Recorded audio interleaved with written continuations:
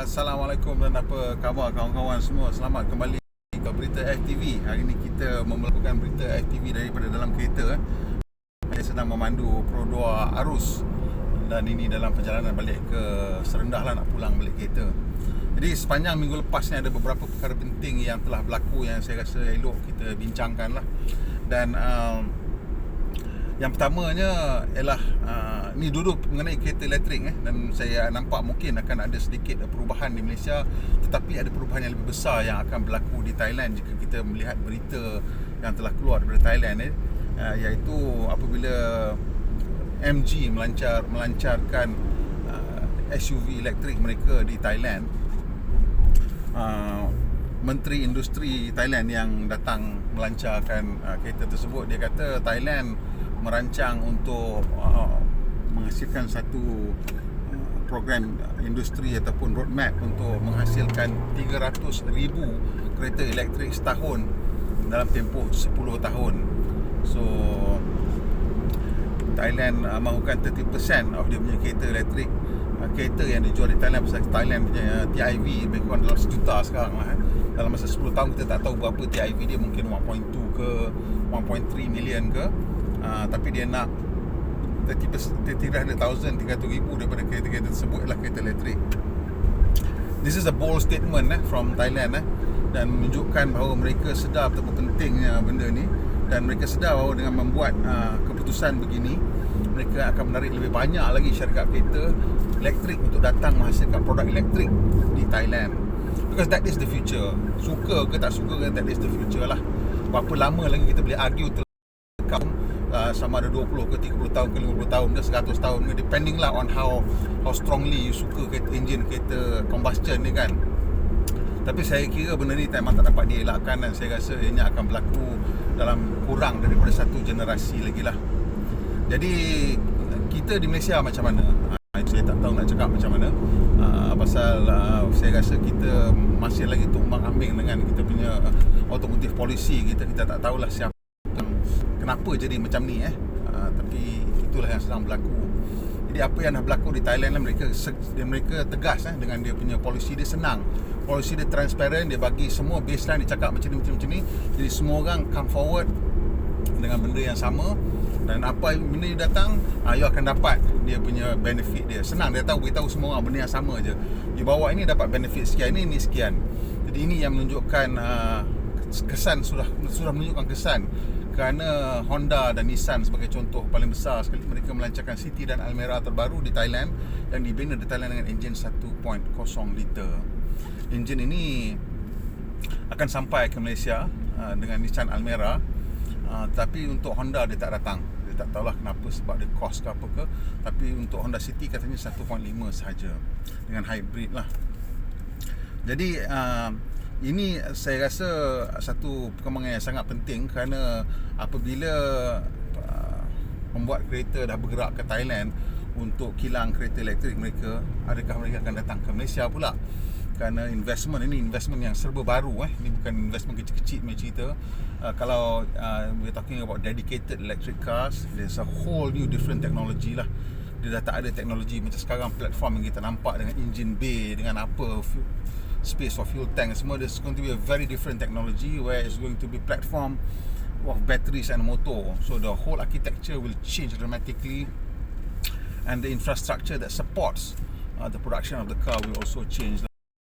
And the kilang engine, tak ada kilang gearbox, you hanya memerlukan motor assembly ataupun motor manufacturing facility dan juga battery manufacturing facility.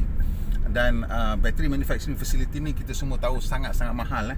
Jadi untuk syarikat kereta, mereka mempunyai pilihan untuk sama ada menghasilkan semua bateri sendiri ataupun menggunakan bateri teknologi parti pihak ketiga lah.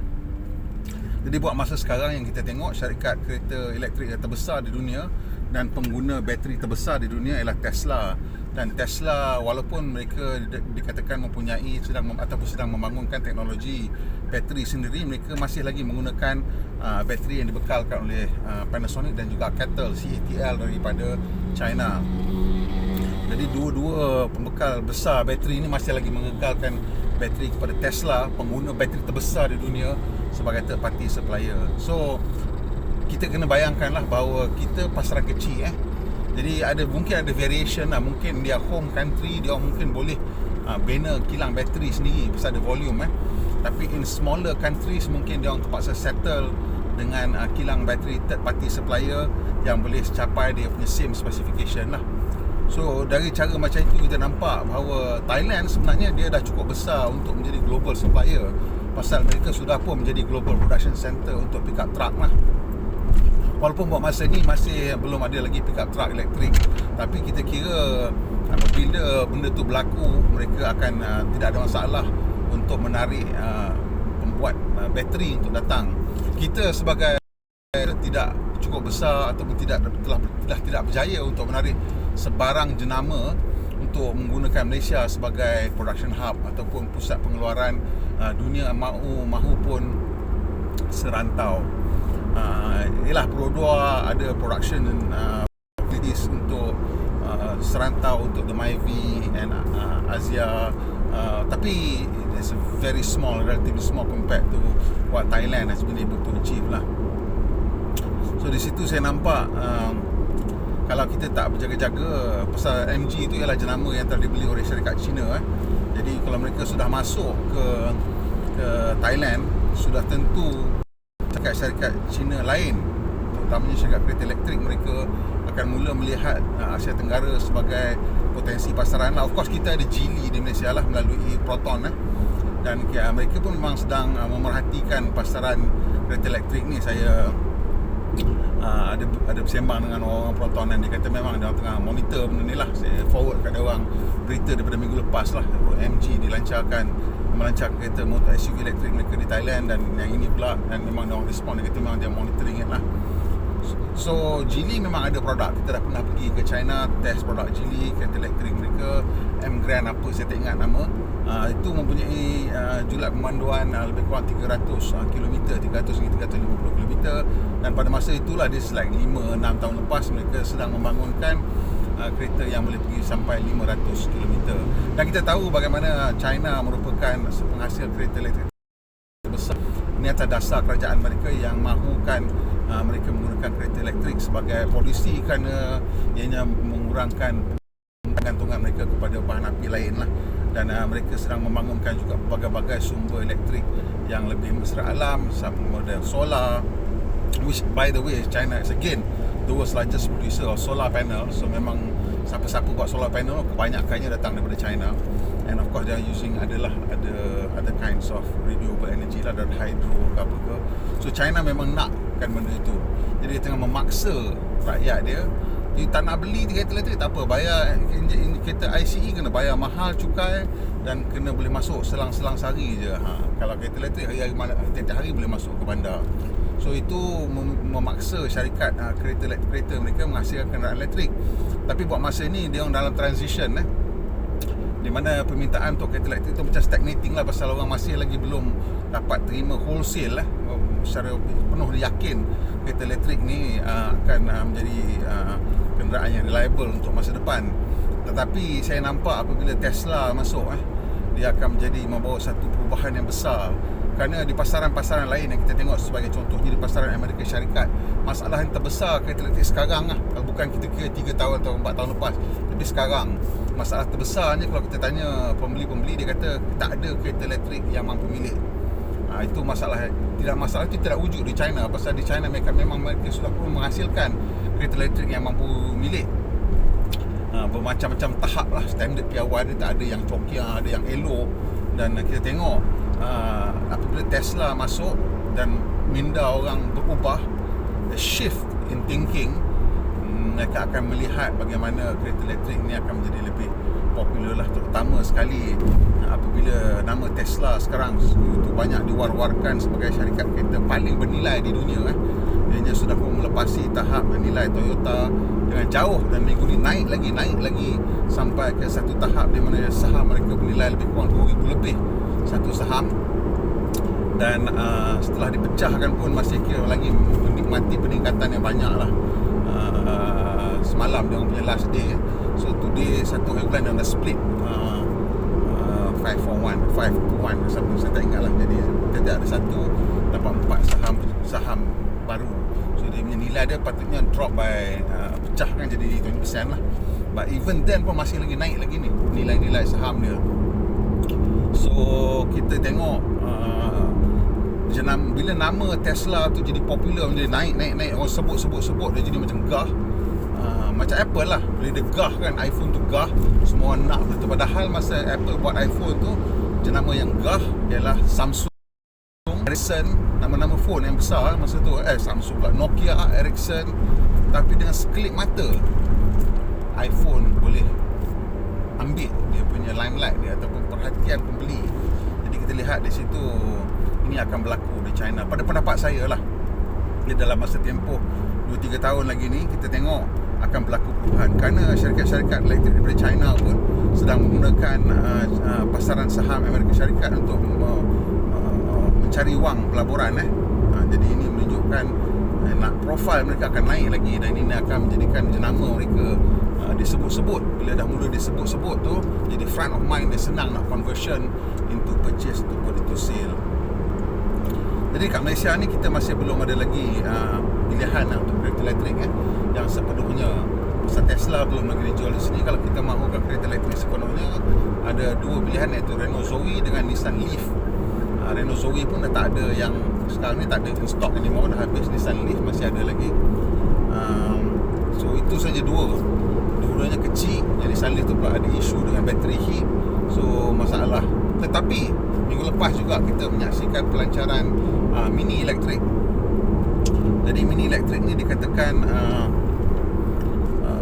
dia punya bateri taklah besar sangat. Dia lebih kurang dalam, tak silap saya, tak sampai 50 kilowatt macam tu kan.